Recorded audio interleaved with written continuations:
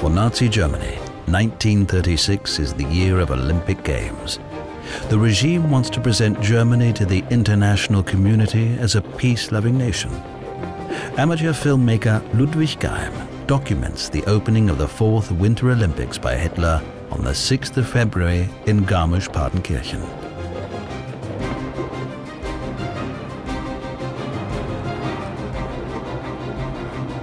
Athletes from 28 nations are present in the stadium. Wilhelm Bogner takes the Olympic oath. More than 600 athletes compete in 17 events for Olympic medals over 10 days. Erik Larsson from Sweden wins the 18-kilometer cross-country race.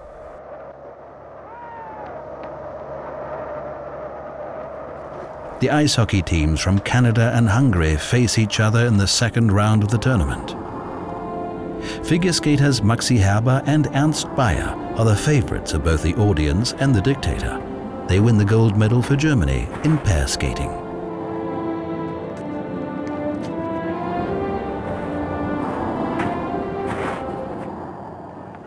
The glitter of international sports makes the Nazi dictatorship acceptable to the world. A staff trip of a Berlin-based company to Eisenach. The first item on the agenda is culture, a visit to the Wartburg, where Martin Luther once translated the Bible into German. Then a cozy get-together organized by the German Labour Front.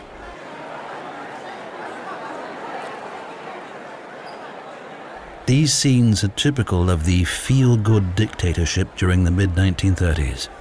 In the Third Reich, the individual must subordinate himself to the community unconditionally. By now, people need the permission of the authorities before they choose a profession or change jobs, and their loyalty is rewarded with tax relief and social warmth.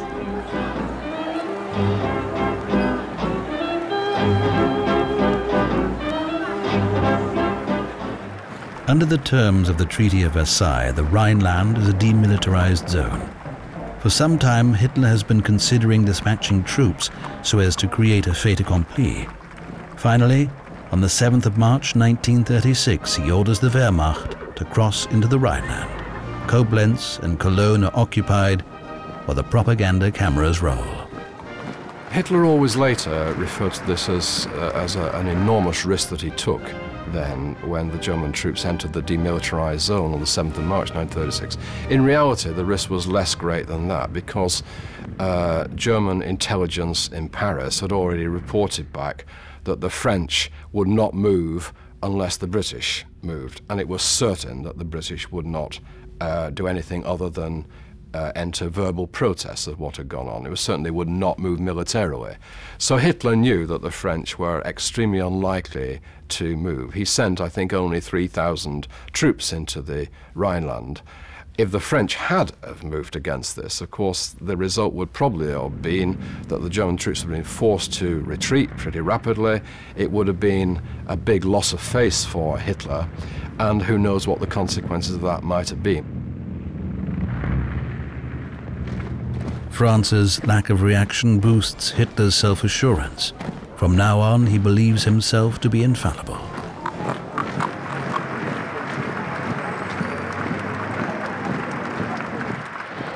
Other restrictions of the Versailles Treaty, hindering Germany's rearmament, have long been disregarded. The national armament industry has had adequate capacities at its disposal. This rare footage shows Joseph Goebbels visiting the Krupp plant in Essen.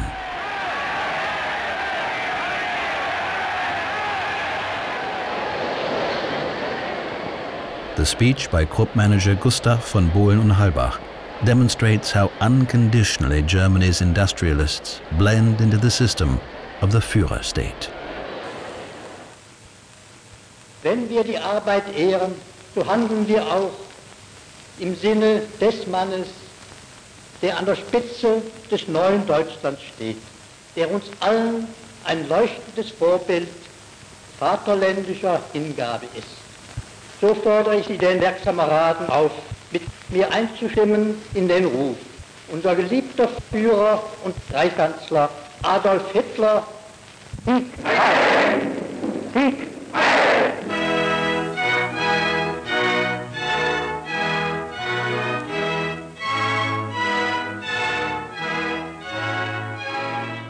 The so-called Führer election is to demonstrate how compliantly the Germans have come to support Hitler's regime. The propaganda machinery pulls out all the stops. A campaign film suggests that Hitler is above all party interests and that all recent great successes are due to him. According to the official election results, 99.8% vote for the Führer. The dictator is committed by the people to follow the policy he himself had wanted, an informer reports to the outside world. Meanwhile, the top Nazi rabble-rouser Julius Streicher travels tirelessly across the land, delivering his anti-Semitic rantings with the aim to incite the German people against the Jews. Wenn das deutsche Volk die Judenherrschaft in seinem Lande brach, so befreit es sich damit aus der wirtschaftlichen, geistigen und politischen Versklavung durch eine bluts- und damit wesensfremde Rasse. Die Judenfrage ist aber nicht nur eine Frage des deutschen Volkes. Der Ablauf des Geschehens in der Welt sagt jedem, der sich der Wahrheit nicht verschließen will, dass die Judenfrage schon seit langem zur Frage der ganzen Menschheit geworden ist. Der Völkerfriede wird erst dann in die Welt gekommen sein, wenn dem Nutznießer der Kriege die Möglichkeit für immer genommen ist, die Völker gegeneinander zu hetzen. Wer sehend geworden ist, der weiß, ohne Lösung der Judenfrage keine Erlösung der Menschheit. Many Jewish families leave Germany and move to neighboring countries such as France or Holland, hoping to return home one day when Hitler's dictatorship is a thing of the past, and Jewish civil servants, businessmen, doctors and workers are no longer the victims of racial laws. The German fiscal authorities pitilessly exploit the refugees' predicament in an attempt to save the state from bankruptcy once again. Diese Devisenknappheit und auch diese Knappheit. The shortage of hard currency and the resultant shortage in supplies expedited the expropriation of Jews decisively. The Nazis' main concern was to take possession of their assets, so the Jews were coerced into selling or placing all their valuables, gold, the family silver, foreign shares and so on, at the Reich's disposal, in the jargon of the time. Those who left the country were not allowed to take valuables with them, and all these things that were impounded or left behind were used to buy commodities. Footage from the spring 1936. The Kurfürstendamm in Berlin is the Third Reich's shop window. Here, Nazi Germany presents to the world its cosmopolitan and modern side. All Jewish-owned shops were forcibly closed down during the previous year. Jewish businesses were vandalized by gangs of thugs, and Jewish citizens beaten up in broad daylight. Now the Reich's capital is being decked out for the approaching Summer Olympics. American movies are still shown in German cinemas, and Hollywood happily collects up the proceeds from the Third Reich. At the same time, in a studio in Berlin-Tempelhof, the shooting commences for a comedy titled Wenn wir alle Engel wären, If We All Were Angels. Amateur footage shows the leading actor Heinz Rühmann at work. Being the perfect embodiment of the common man and a symbol for the social achievements of the Third Reich, Rühmann is one of Germany's most successful film stars, with a fee of 80,000 Reichsmarks per movie.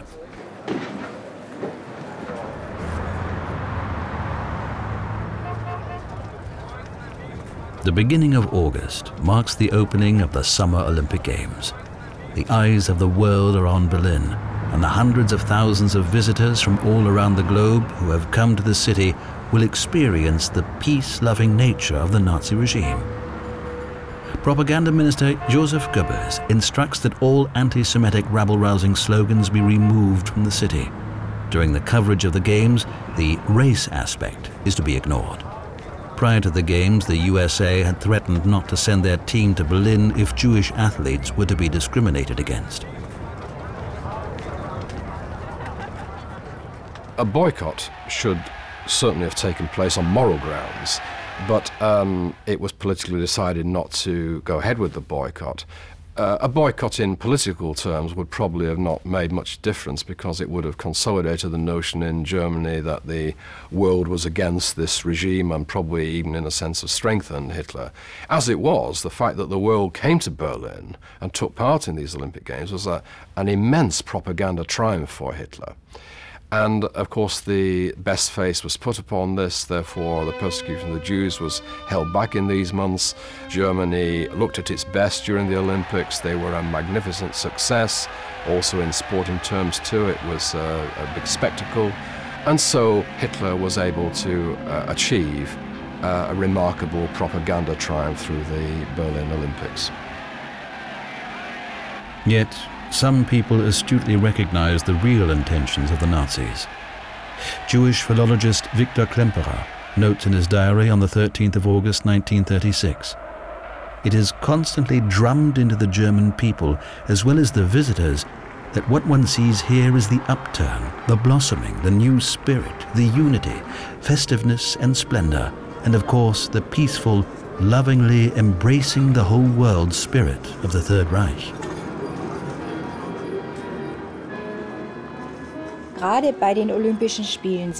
Using the example of the Olympic Games, it's easy to recognize Hitler's tactics of tightening the reins and then loosening them again, then tightening again to pursue his extreme policies. The Olympic Games were an opportunity to demonstrate to the world, look at us, we're a liberal country. The things that people say about us are simply not true. The Jews outside of Germany may be telling horrible stories about us, but here everything is fine. He saw the Games as a great chance to get this message across, and many people fell for it. Hitler attends the competitions nearly every day. Newspapers and radio offer extensive coverage of the Games. In 1936, sports are exploited for the purposes of politics and propaganda like never before. The Berlin Summer Olympics are the first sporting event at which the latest technological achievement is brought into service. Achtung, Achtung! Hier sind die Ultrakurzwellensender Berlin-Witzleben auf Welle 6,772 Meter für Bild und auf Welle 7,06 Meter für Ton. Achtung, Achtung! Fernsehsender Paul Nipkow. Wir begrüßen alle Volksgenossen und Volksgenossinnen in den Fernsehstuben Groß-Berlins mit dem deutschen Gruß Heil Hitler. In 1935, Germany was the first country in the world to introduce a regular television program. In September 1936, the few viewers can see a reporter of the Nazi-controlled broadcaster giving an account of the party congress in Nürnberg. Aktuelle Bilddienst des Fernsehsenders Paul Nipkow Berlin bringt nun einen Sonderbericht vom Vorbeimarsch auf dem Adolf-Hitler-Platz. Kurz bevor der Führer eintrifft, bringen wir ein Bild vom Adolf-Hitler-Platz festlich geschmückt und die übervollen Tribünen. Herrlich sonnenbeschienen liegen sie da und wir warten auf das Eintreffen des Führers. Der Führer trifft auf dem Adolf-Hitler-Platz ein. Die Wagenkolonne nähert sich uns. Mit stürmischen Heilrufen begrüßt, fährt er auf den alten Marktplatz der Stadt Nürnberg, die nunmehr seinen Namen trägt. Propaganda Minister Joseph Goebbels does not believe television to be suitable as a mass medium. Hitler's accomplishments are noticed beyond Germany's borders, managing to deceive even critical minds like the leader of Britain's Liberal Party, David Lloyd George, who had been the country's Prime Minister when the Versailles Treaty was signed. After a visit at the Berghof, he praises Hitler and his politics, declaring the Führer of the Germans a really great man.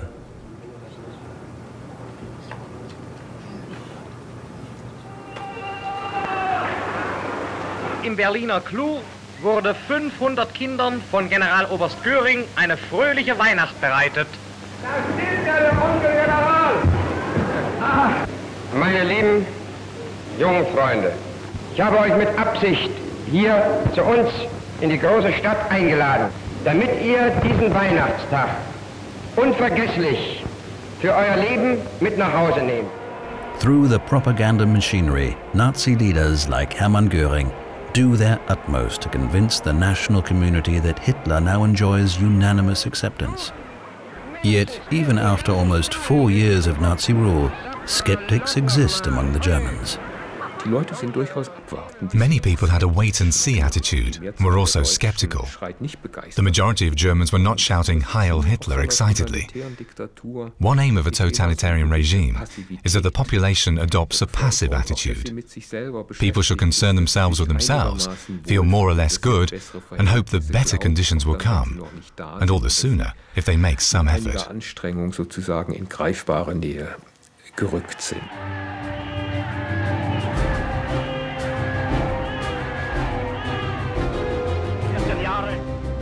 Give me 4 years, Hitler had demanded after he seized power, and by now his domination seems to have become unassailable.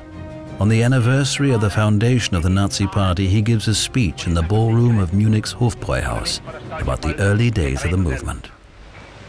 Ich weiß, dass damals viele die Aussichtslosigkeit dieser Bewegung beurteilten nach dem Maß ihrer damaligen Größe und dem Maß der Größe der Aufgaben, die gestellt waren. Sie alle hatten eines nicht erkannt, dass eine solche Bewegung natürlich Zeit braucht und Zeit haben muss, dass der neue Staat nicht eines Tages von den Wolken sie niedersenkt, sondern dass aus dem Volke selbst herauswachsen muss. Denn wenn ich Treue und Glaube und Zuversicht und Fanatismus und Hingabe bekommen will, dann muss ich dorthin gehen, wo diese Tugenden noch zu finden sind. Und sie sind zu finden im Volke selbst, in der breiten Masse dieses Volkes. Even now, Hitler uses the charged atmosphere of Bavarian beer halls as a stage for his grotesque and rampant tirades. And once again, the old comrades back him up in his delusional fanaticism.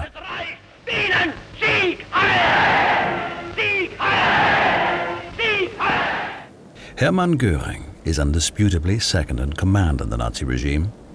He presents himself to the public as a modern statesman and crisis manager. Bad crops and the inefficient administration of agricultural produce have led to food shortages and discontent among the population. To improve the situation, Nazi leaders decide to rely on self-sufficiency. A 4-year plan shall help to come to grips with the problems. Germany was unable to feed its population at that time. German housewives started to notice it during 1936, 37, 38 because of the so-called fat gap. Among other goods, cooking oil was in short supply, so it had to be imported. Meat was also in short supply, so one had to import cattle feed, and so on. But to do all this, they needed foreign currency, US dollars, Swiss francs or sterling, as no one was willing to accept payment in German Reichsmarks. There was no interest for this on the international stock markets. Zeppelins had been one of the symbols of Germany's international standing until the Hindenburg disaster. On the 6th of May 1937, airship LZ-129 Hindenburg catches fire and is destroyed in minutes while trying to moor at an airfield near the US town of Lakehurst. While Hitler still professes to fervently advocate the causes of peace in Europe, German soldiers are already fighting a war in Spain. In the civil war between the nationalist rebel forces and the Republican government troops, German aircraft fly combat missions for the first time after the First World War and bomb bases and support points of the Red Republicans. The German Condor Legion unit carries out the bombing of Guernica, at which some 2,500 civilians are killed and 80% of the city are laid to waste. Both sides involved in the Civil War received material aid from the totalitarian powers in Europe. Though officially proclaiming neutrality, both Germany and Italy assist the nationalists under General Franco. Not least, thanks to Germany's help, the fascists quickly managed to gain control of more than half of Spain's territory. The attempt to capture Madrid in 1937 is met with fierce resistance from the government troops and fails. But in 1939, the caudillo has Spain under his control.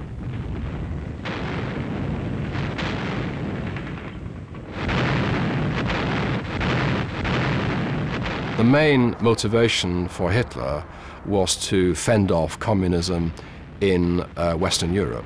On top of that, however, this gave him the opportunity to test out the German Air Force in action with the Condor Legion.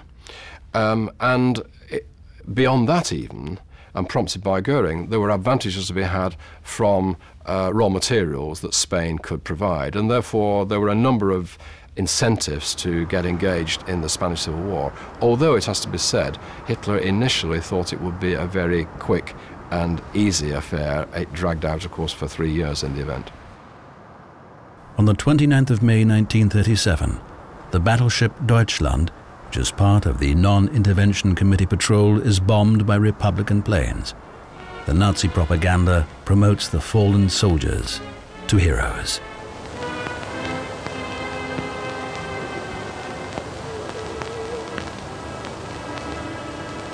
The Führer travels to Kiel to attend the funeral ceremony.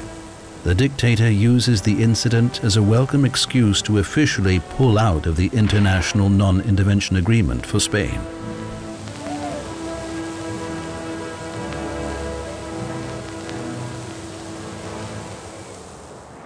On the 1st of May, the Nazi youth organizations bring together tens of thousands of boys and girls into Berlin's Olympic Stadium for a rally in the presence of the Führer.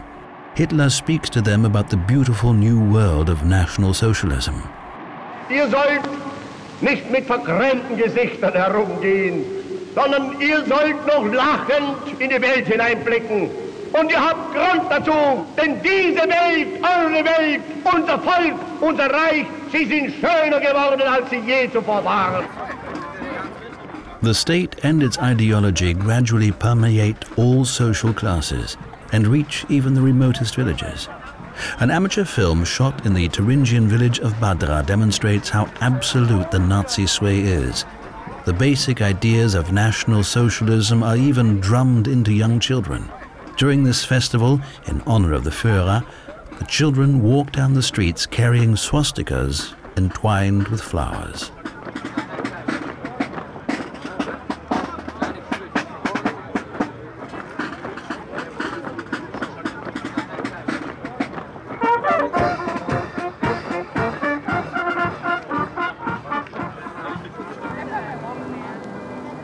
The Germans have come to terms with life under the swastika.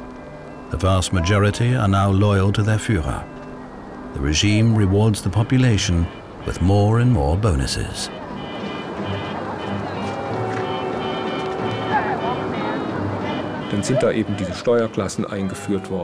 They then introduced new tax brackets, which are actually still used to this day. Essentially, the idea was to offer tax privileges to families with children and not to unmarried workers. A family with the father as sole earner, the wife at home, or maybe earning a little on the side, and 3 or 4 children was a common setup at that time. And the government rewarded them with 10 to 20% less taxation at the expense of those who weren't married. And with this move, they had the majority of the population on their side. Nazi Germany demonstrates its new strength in September 1937 when Italy's dictator Benito Mussolini comes to Berlin for a state visit. Hitler's pilot Hans Bauer films this footage. The keen hobby filmmaker uses a new 16mm color film for the first time.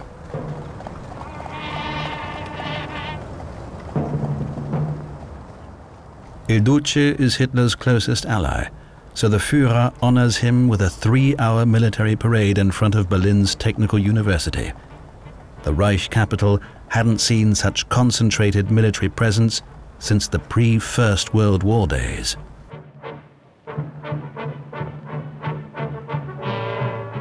The purpose of it really was to demonstrate to Mussolini how strong Germany had become. Until then, Hitler had been, in a sense, the junior partner in what had come to be known as the Axis between Germany and Italy. Hitler's position had, of course, got stronger and stronger, in particular in 1936 following the takeover of the Rhineland.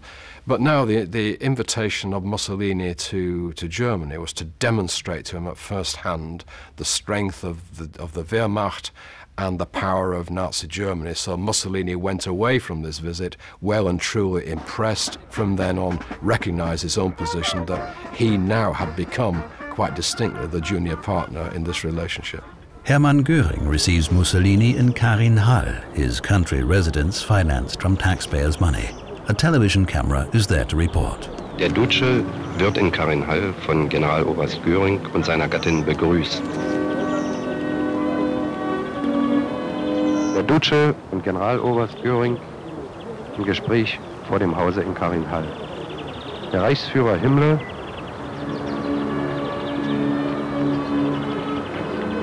Staatsschauspieler Gustav Gründgen.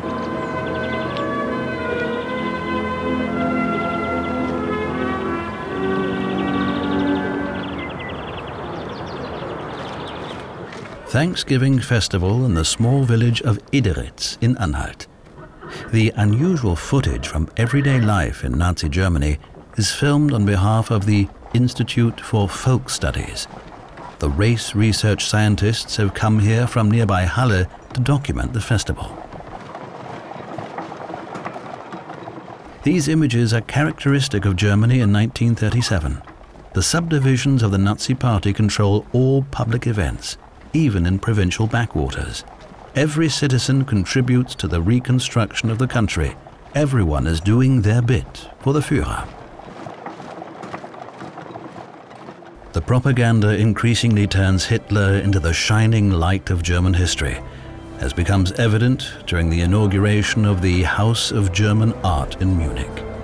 Kitschy realism is the favored style in painting. Modern paintings and sculptures are condemned as degenerate, banished from museums and often sold abroad for much-needed foreign currency.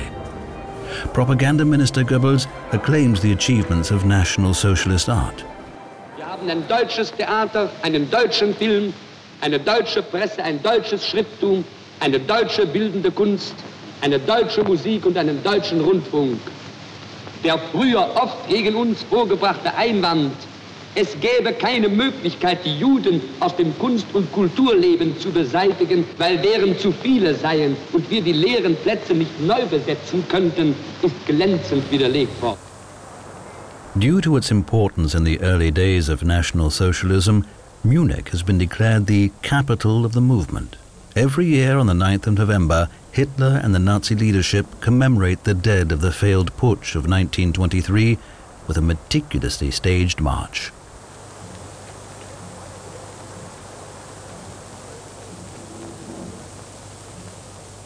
A propaganda film titled Für uns, For Us, renders the eerie scenes as the veneration of the fallen heroes to the population.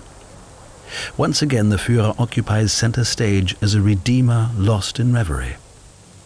Yet only a few days before, he had very pragmatically revealed his plans for the future to a small circle. Hermann Göring fronts an assembly of the highest-ranking commanders in the Third Reich at the Air Ministry in Berlin. On the 5th of November 1937, during a secret conference, Hitler reveals to the military leaders that the use of force would soon become imperative. Hitler proceeded to give a lengthy discussion not about steel allocation, but about his far-reaching plans for war. And he expounded to the military leaders present his plans for moving against Austria and Czechoslovakia in the near future, and put forward a number of scenarios about the extension of this to war in the period 1943 to 1945. Those present were quite shocked at what they heard, not because this meant extension of German dominance to Central Europe. They were very happy to consider that. But the worry was, in particular with an attack on Czechoslovakia, that this would bring in the Western powers into a war, and those present thought that Germany could not win this war, and therefore the real danger of a war in the near future against the Western democracies was something which then frightened those present.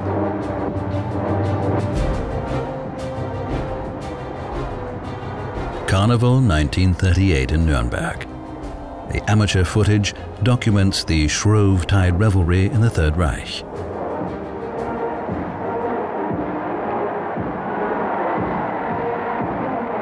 One of the floats is decorated with the anti-Semitic caricature of a Jew hanging from the gallows, as if it were the most natural thing in the world. On the 12th of March 1938, Wehrmacht units crossed the border to Austria in a friendly visit. Hitler remains on the sidelines at first, entrusting the operation to the unscrupulous and power-hungry Hermann Göring, who, in view of the shortage of raw materials in Germany, has been openly threatening the neighboring country with an annexation to the Reich for some time. A Nazi-friendly government has already been installed in Vienna, and the pro-German section of the population dominates the streets. When crossing the border into Austria, the soldiers had expected to meet with resistance. They never thought they would receive such a warm welcome. They were totally baffled to see the border practically open to let them in, and people cheering them. At 4 o'clock in the afternoon, the Führer as well crosses the border into his native country. Tens of thousands of elated supporters have lined the streets, so the convoy's advance is slow. In Linz, his bodyguards must clear a path through the crowd for him. A deeply moved Hitler shows himself to the masses. Standing on the balcony of the town hall in Linz before 60,000 people, he declared the union of his homeland Austria with the German Reich. That is what he had always wanted and had taken as a matter of course. He wanted all Germans to belong together. And since Austria was a purely German country at the time, the unification gave him the greatest personal satisfaction of his life. The dictator comes to Vienna as the new head of state. The scenes of rapture as Hitler entered the city defy description, a Swiss observer writes. Before a crowd of 250,000 ecstatic Austrians on the Heldenplatz, Hitler once again announces the unification with the Third Reich. Als Führer und Kanzler der deutschen Nation und des Reichs melde ich vor der deutschen Geschichte nunmehr den Eintritt meiner Heimat in das Deutsche Reich. The population is cautiously being prepared for another war. Here, the staff of the Siemens Schuckert plant in Nuremberg is practicing air raid protection measures in the factory yard.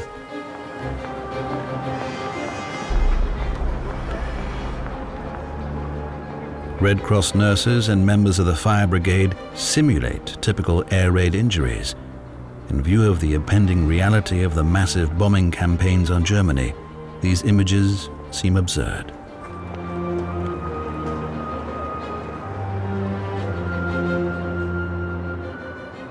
Julius Streicher provides the ideological toughening up. The Gauleiter of Franconia demands the introduction of the death sentence for race defilers. Reading between the lines, one can recognize that Streicher does not shy away from murder in his rabble-rousing rhetoric. Ihr Völker seht im Bacil zu euch, es ist der ewige fressende Jude. Und wenn ihr wieder frei werden wollt, wie eure Väter es waren, dann macht euch frei vom Juden. In Wien, Juden flüchten. Dann haben sie wieder ein bisschen locker gelassen. After relaxing the reins a bit, they started preparing for the next coup.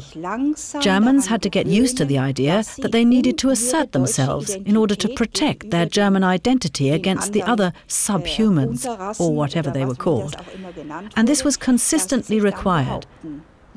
But the people who were subjected to it didn't realize it was all part of a scheme. After the annexation to the Reich, the hate of Jews is openly propagated in Austria, and no one seems to mind. From day one, the henchmen of the country's new ruler are behind the scenes of this grand plan.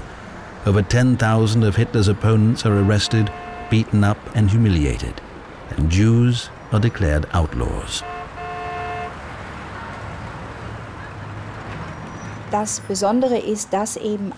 What's remarkable is that all these race and isolation laws that Hitler cautiously introduced in small steps over a period of 5 years in Germany, from 33 to 38, were all introduced in a day in Austria. It also has to be said, although it's shameful for Austria, that it all transpired with the enthusiastic support of the population.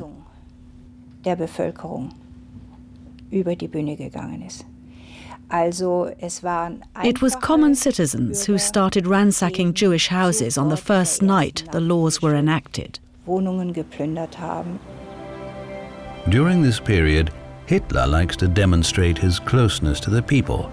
Large delegations, such as the Austrian women and girls on this footage, frequently visit Obersalzberg and get to see Hitler, who, for the cameras of the propaganda, happens to step out of his refuge to gallantly greet his subjects. The Berghof was supposed to be a sanctuary for his private life. Secluded in this beautiful landscape, a man who finds escape in nature, enjoys the clean mountain air and goes for walks. But in actual fact, the reason for his walks was so that he could pat the children who happened to be around. The Berghof had become like a pilgrimage site. It was teeming with people who wanted to see the Führer, and he would pat the children and have nice photographs taken and so on. But he also had another place where he would meet the official visitors, like heads of governments, in more relaxed surroundings. Tausend und abertausend Hände recken sich dem Führer entgegen, und sein Gruß gibt allen den tiefsten und unerschütterlichen Glauben an ein großes und ewiges Deutschland.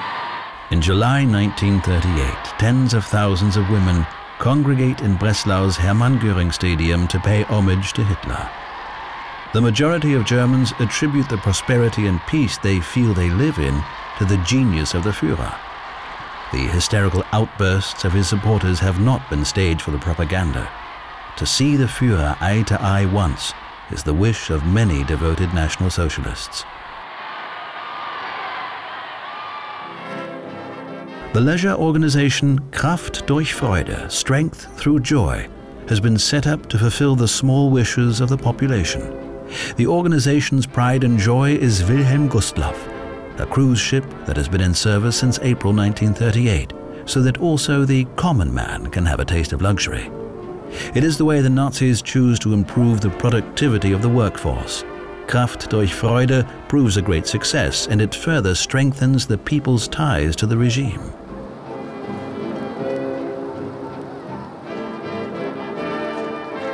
Only a few suspect the dreadful state of the National Socialist economy at the time.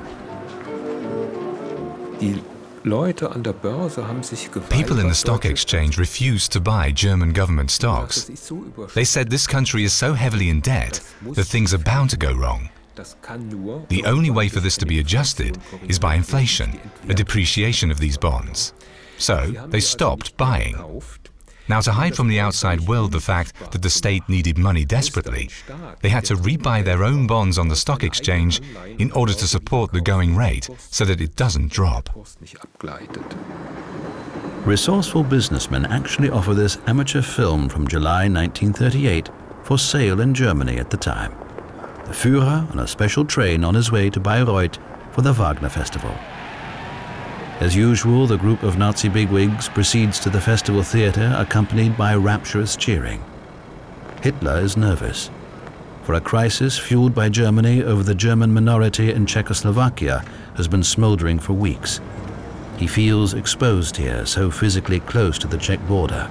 All side roads are closed to traffic, and windows and doors of houses along the route have to remain closed.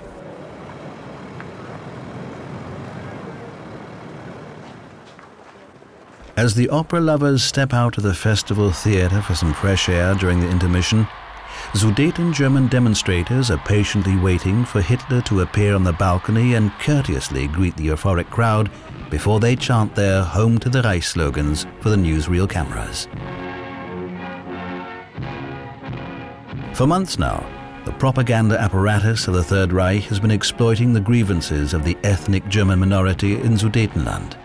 A top-secret plan under the codename Case Green proposes the taking of Czechoslovakia by force. On the 29th of September, Britain's Prime Minister Neville Chamberlain arrives in Munich. Hitler has reluctantly agreed to a peace effort. The meeting is held in the Führerbau, Hitler's office building in Munich. France's Prime Minister Édouard Daladier and Italian dictator Benito Mussolini join them as seconds. The European major powers accept the incorporation of the Sudetenland into the Third Reich. For one last time, Hitler refrains from using military force. Hitler went away from this conference fairly dissatisfied. Of course, he got the Sudetenland, but he had wanted actually to attack Czechoslovakia. And so at the last minute, he'd had to defer the attack on Czechoslovakia. As Goebbels said, you can't fight a war on account of modalities. And the British and the French had been prepared to give Hitler everything that he wanted in the Sudetenland, regarding him as a nationalist leader still. So he had to defer the attack on the rest of Czechoslovakia until later. It wasn't too much later that it actually occurred. On the 1st of October 1938, the Sudeten Germans give the Wehrmacht an enthusiastic welcome. In the eyes of many Germans, peace now seemed secured for the time being. 3 million people return home to the Reich.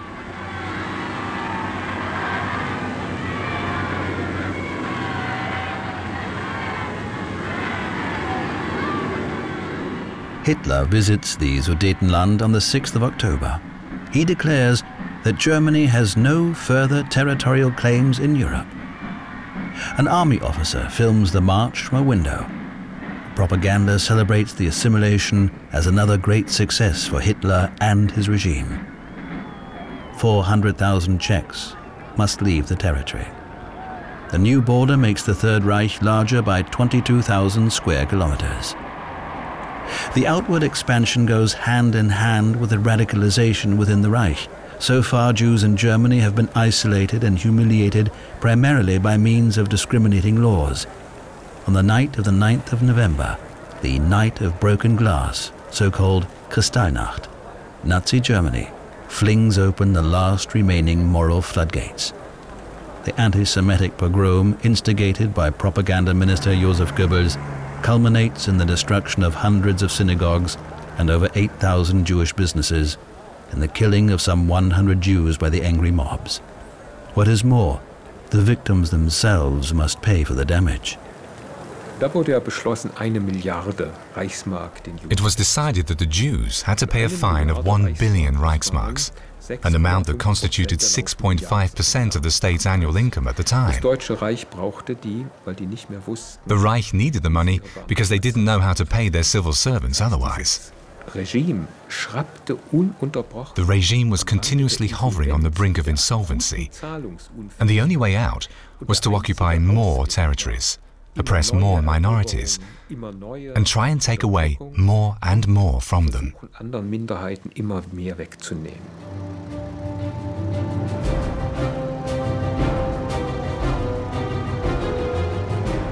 Hitler plans to manifest the greatness of the Führer state in the architecture of the Reich's capital.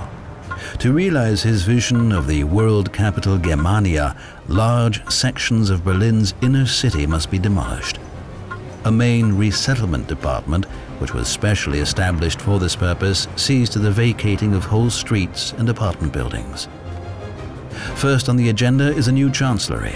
On the 7th of February 1939, architect Albert Speer leads his employer through the not quite completed rooms.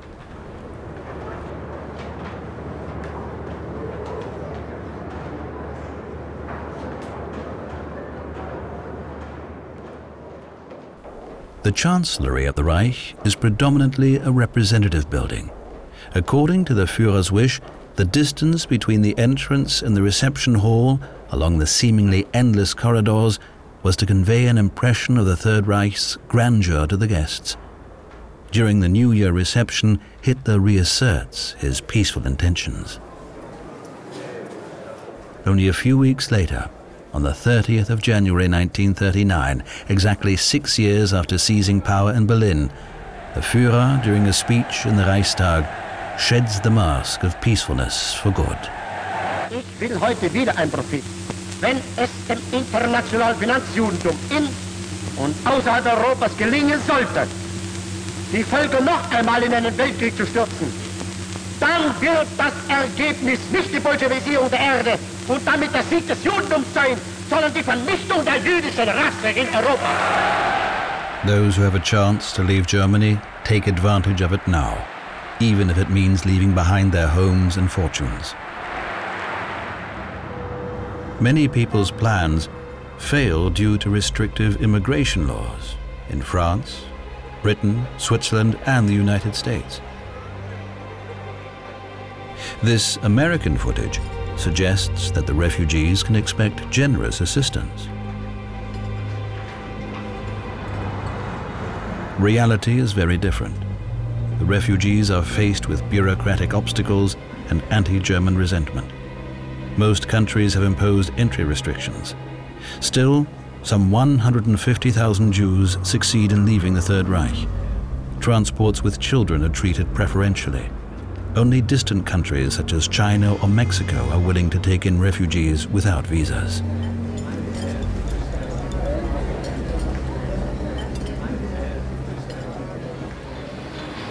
Since Hitler's accession to power, Nazi Germany has spent 45 billion Reichsmarks for rearmament.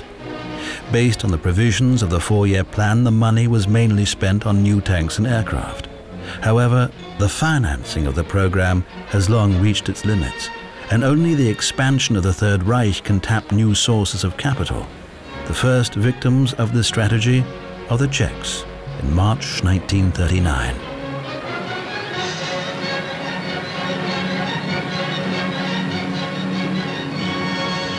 Czechoslovakian President Emil Hácha cannot stop the systematic pillaging of his country. The occupation of the Sudetenland had been the first step in this direction. So wird erstmal das Eigentum der Tschechen. The property of the Czechs who left Sudetenland after the occupation became state property. The property of the Jews from Karlsbad who fled from the Germans became state property. Later that year, Prague was occupied too. The same thing also happened with the annexation of Austria. Among the first to go in was always a special commander of the Reichsbank that seized the occupied country's central bank and the bank vaults. And this practice continued all through the Second World War.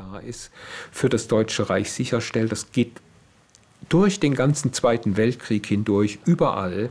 In every new country they occupied, they immediately took possession of its reserves, which were used to stabilize Germany's economy for a short period of time, because it was thrown completely out of kilter.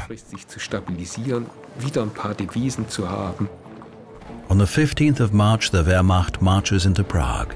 6 years of brutal subjugation begin for the Czech population. I succeeded in what had been futilely aspired to for centuries, Hitler, in a victorious mood, is purported to have said, adding, "I will go down in history as the greatest German." Until then, the Western powers had regarded Hitler as a very radical nationalist. And he himself, of course, had always said he wanted to bring parts of Europe back into Germany where there was an ethnic German population. He'd stipulated with regard to the Sudetenland this was his last territorial claim. So the Western powers had seen him as an arch nationalist, a very radical nationalist. But of course, the entry into Prague, now for the first time into a country where the population was not German, opened everybody's eyes, and the pressure in Britain now on Chamberlain to upturn his policy of appeasement now became unstoppable. Chamberlain reversed this policy and now accepted the fact that Hitler wanted world dominion and he would not stop at nothing.